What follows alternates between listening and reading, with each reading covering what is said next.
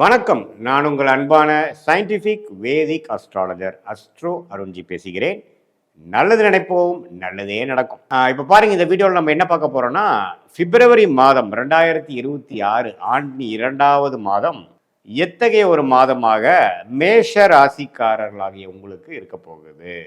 கோச்சார அமைப்பு எப்படி இருக்கு, ராசி அதிபதி எப்படி இருக்கிறார், ஆண்டு கிரகங்கள் எப்படி இருக்கிறது, மாத கிரகங்கள் எப்படி இருக்குது, இதனால எது மாதிரி ஒரு தாக்கத்தை, இது என்னதான் இருந்தாலும் ஒரு பொதுவான பலனாக இருந்தாலும் எது மாதிரி ஒரு தாக்கத்தை கொடுக்கும் அப்படிங்கிறத நம்ம கொஞ்சம் சயின்டிஃபிக் வேதிக் அஸ்ட்ராலஜி முறையில், அறிவியல் சார்ந்த முறையில், அந்த ஒளி அமைப்பில் பாவகிரகங்கள் சுபகிரகங்கள் நல்ல தருணத்தை கொடுக்கக்கூடிய சுபகிரகங்களும், ஒரு தகாத ஒரு சிரமமான ஒரு அமைப்பை கொடுக்கக்கூடிய பாவகிரகத்தோட அமைப்புகள் எல்லாமே மேஷராசிக்காரருக்கு கோச்சாரத்தில் டிரான்சிட் அஸ்ட்ராலஜி என்று சொல்லப்படுகிற மாறிக்கொண்டே இருக்கக்கூடிய பிளானட்ஸ், நம்ம பூமியும் சுற்றுது, பிளானட்ஸும் நம்ம பூமியை சுற்றுது, ரெண்டெல்லாம் சேர்ந்து சூரியனை சுற்றுறோம். ஸோ அதெல்லாம் அமைப்பு அந்த கர்மாவின் அடிப்படையில், அந்த ஒளித்தத்துவ அடிப்படையில் நம்மளுடைய வாழ்க்கை சம்பவங்கள் எப்படி ஓப்பன் அப் ஆகுது அப்படிங்கிறத நம்ம மேஷராசிக்காரர்களுக்கு பிப்ரவரி மாதம் எப்படி இருக்கக்கூடிய தாக்கங்கள் இருக்குங்கிறத நம்ம பார்க்க போகிறோம். இப்போ பாருங்க, ஆண்டு கிரகமாகிய குரு 3ஆம் இடத்திலே நீடித்திருக்கிறார். சனி 12ஆம் இடத்திலிருந்து விரய சனியாக நீடித்திருக்கிறார் பிப்ரவரி மாதம் முழுவதும்.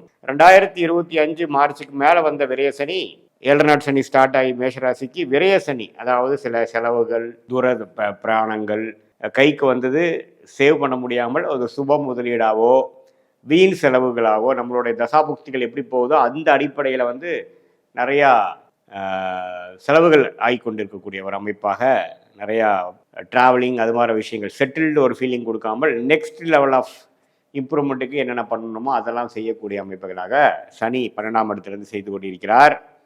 குரு 7ஆம் இடத்தை பார்ப்பது பார்ட்னர்ஸ், திருமணம், அது மாதிரி விஷயங்கள், நம்ம யாரை சந்திக்கிறோமோ நண்பர்கள், அன்றாட மீட் பண்ணக்கூடிய கிளையண்ட்ஸ், அவங்களெல்லாம் சந்திக்கக்கூடிய அமைப்புக்கு குரு நல்லா இருக்கார். ராகு பார்த்தீங்கன்னா 11ஆம் இடத்திலும், கேது 5ஆம் இடத்திலும் நீடித்திருக்கிறார்கள். ஸோ இப்படி இருக்கக்கூடிய ஆண்டு கிரகத்தின் அமைப்பை பொறுத்து ஓரளவுக்கு பரவாயில்லை. என்னதான் விரயசனி 7 நாட் சனி மேஷராசிக்காரர்களுக்கு ஸ்டார்ட் ஆனாலும் ஓரளவுக்கு குருவின் சஞ்சாரம் நன்றாக இருப்பதனாலையும், ராகு 11ஆம் இடம் லாபஸ்தானத்தில் இருக்கிறனாலையும் ஒரு இடத்துல சில சிரமங்கள் இருந்தாலும் பல இடத்துல நன்மைகள் நடக்கக்கூடிய அமைப்புகள் உண்டு. இப்போ ராசி அதிபதி எப்படி இருக்காருன்னு பார்த்தீங்கன்னா, மேஷராசியோட அதிபதியாகிய செவ்வாயே 10ஆம் இடத்துல உச்சம் பெற்றிருக்கிறார். பிப்ரவரி மாதம் ஸ்டார்ட் பண்ணுறப்பவே உச்சம் பெற்று சூரியன், சுக்கிரன், புதன் எல்லாமே பார்த்தீங்கன்னா 10ல் இருக்காங்க. ஸோ மேஷராசிக்காரங்க நிறைய அவங்க செய்யக்கூடிய வேலை, செய்யக்கூடிய தொழில், மாணவர்களாக இருந்தாலும் சரி, அவங்க செய்யக்கூடிய படிப்பு விஷயங்கள், ஹையர் ஸ்டடீஸ் விஷயத்தை எல்லாத்துலேயுமே நம்ம ஃபோக்கஸ்டாக, உத்வேகமாக, கடுமையாக போராடக்கூடிய இருக்கக்கூடிய அமைப்பாக இந்த பிப்ரவரி மாதம் இருக்குது. இதில் பாருங்கள், அப்படியே பிப்ரவரி 13க்கு அப்புறம் சூரியன் 11ஆம் இடத்துக்கு போகிறார். முதல் வார இறுதியிலேயே புதன், சுக்கிரன் எல்லாமே 11ஆம் இடத்துக்கு போகிறாங்க. ஈவன் செவ்வாய் ராசி அதிபதியே 11க்கு ஆண்டின் மாதத்தின் கடைசி வாரத்தில் போகிறாங்க. ஸோ 10ஆம் இடத்திலிருந்து 11ஆம் இடம் மாறக்கூடிய அமைப்பு, 11ஆம் இடத்துக்கு போய் குருவின் பார்வை கிடைக்கக்கூடிய அமைப்பு, என்னதான் ராகுவோட சேர்ந்தாலும் குருவின் பார்வை கிடைக்குது. ஸோ அதனால நல்லாவே முயற்சிகள் திருவினையாக்கக்கூடிய ஒரு அருமையான தருணமாக இருக்கிறது. மேஷராசிக்காரர்களாகிய நீங்கள் என்னென்ன முயற்சிகள் எடுக்கிறீங்களோ, உங்களுடைய நீங்கள் ஒர்க் பண்ணுற டிபார்ட்மெண்ட்டில் நீங்கள் என்னென்ன துறையில் இருக்கீங்க, அல்லது நீங்கள் ஒரு தொழில் பண்ணுறீங்க, அதில் கொஞ்சம் டெவலப்மெண்ட் ஓரியன்டாக பார்க்குறீங்க, எக்ஸ்பேன்ஷன் பார்க்குறீங்க, கொஞ்சம் டேர்ன் ஓவர் இன்க்ரீஸ் பண்ணுறது, கிளைகள் போடுவது, சில ப்ராடக்ட்ஸ் இன்க்ரீஸ் பண்ணுறது, புதுசாக தொழிலில் இறங்குறது, இது எல்லாமே கொஞ்சம் நல்லாவே வேகமாக எல்லாமே சேர்ந்து நமக்கு அமைஞ்சிருச்சுங்கிற மாதிரி அமைப்புகளை கொடுக்கக்கூடிய அமைப்பு. என்னதான் கொஞ்சம் சிரமங்கள் இருந்தாலும் கடைசி வெற்றி அடையக்கூடிய அமைப்புகள், நம்மளால எதிர்பார்த்துட்டு இருந்த தருணம் வந்துருச்சு, எல்லாமே கடகடன்னு வேகமாக செய்கிறங்கிற மாதிரி ஒரு நல்ல அமைப்பை கொடுக்கக்கூடிய தருணமாக இருக்குது. சில பேர்த்துக்கெல்லாம் பார்த்தீங்கன்னா கொஞ்சம் சைடு இன்கம் வர்றது, கரெக்டாக அந்த வாய்ப்பு தேடிட்டு இருந்த வாய்ப்பு, அருமையான ஒரு பதவி உயர்வு கிடைக்கிறது, டக்குன்னு வேலை மாறி நல்லா ஜம்ப் ஆகுறது.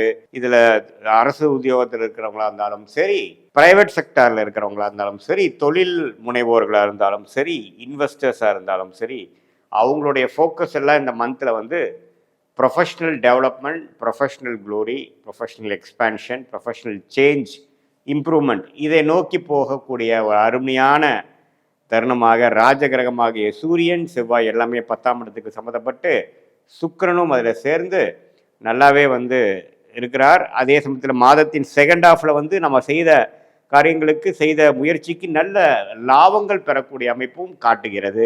மாதத்தின் செகண்ட் ஆஃப், அதாவது தேர்ட் அண்ட் ஃபோர்த் வீக்கும் நல்லா இருக்கு.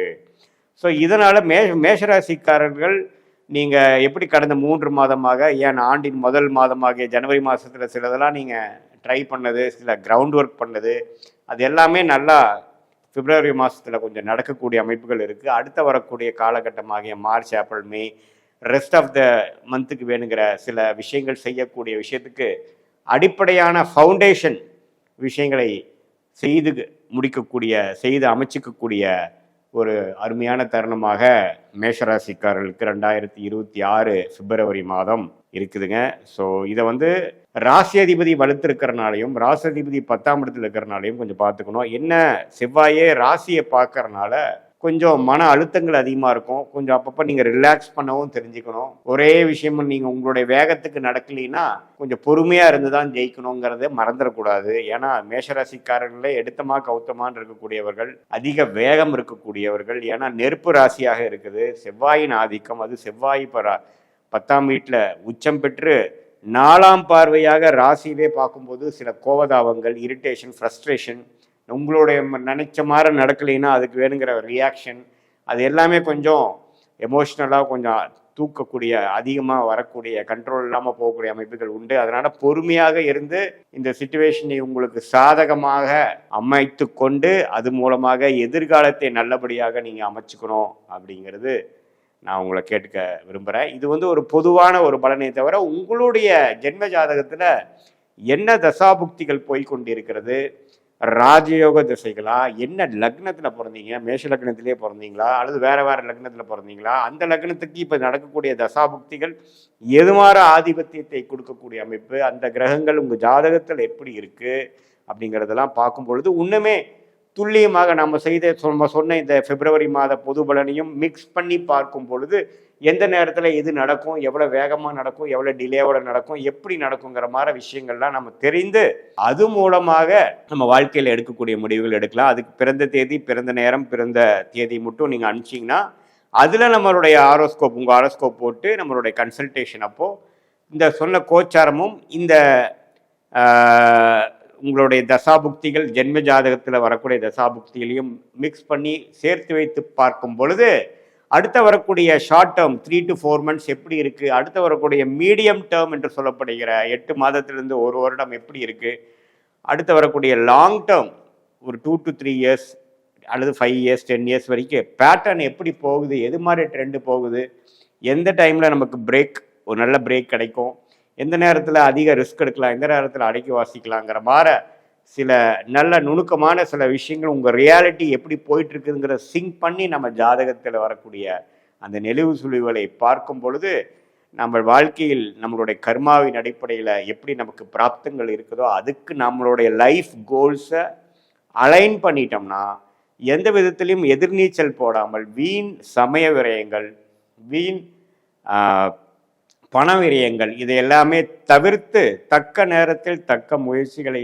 செய்து நம்மளுடைய பிராப்தங்களுக்கு நிகரான முயற்சிகளை அந்தந்த டைம்லைன்ஸில் நம்மளுடைய ரோல் பிளேயிங் செய்யும் பொழுது எளிதில் வாழ்க்கையில் எதிர்நீச்சல் போடாமல் எளிதில் நம்மளுடைய குறிக்கோள், அதாவது வேலை மாற்றமாக இருந்தாலும் சரி, கல்யாண விஷயங்களாக இருந்தாலும் சரி, படிப்பு விஷயமா இருந்தாலும் சரி, தொழில் மேன்மையான விஷயங்களாக இருந்தாலும் சரி, ஹெல்த் ரிலேட்டடான விஷயங்களாக இருந்தாலும் சரி, குழந்தைகள் விஷயமா இருந்தாலும் நம்ம அந்தந்த நேரத்தில் எப்படிங்கிற நல்ல முடிவுகளை எடுத்து வாழ்க்கையில் சயின்டிஃபிக் வேதிக் அஸ்ட்ராலஜி மூலமாக நம்மளுடைய லைஃப் பொட்டென்ஷியலை மேக்சிமைஸ் பண்ணி நம்மளுடைய வாழ்க்கை குறிக்கோளை அடைய முடியும் என்று சொல்ல விரும்புகிறேன். மீண்டும் மற்றொரு காணொலியில் சந்திப்போம்.